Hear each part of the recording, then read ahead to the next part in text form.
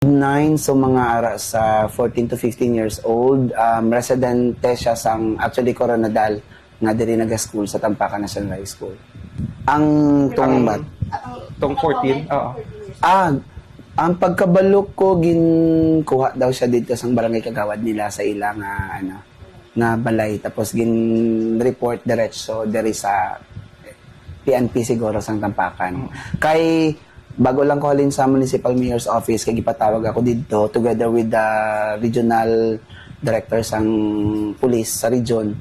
And then nakita ko man dito ang bata with the DSWD. Pero ang concern sa to sa ako ni Mayor this time is kung ano ang update na ano sang DepEd kag ang suspension namon, kung ano ang ginhimo po nga precautionary measures nga hindi mahamper ang learning sa mga bata. So para sa information sang tanan, although we are having our suspension of the class today face-to-face, ang mga teachers was already given the task na mag-send sang modules para magkaroon kami sang modular distance learning sa mga bata.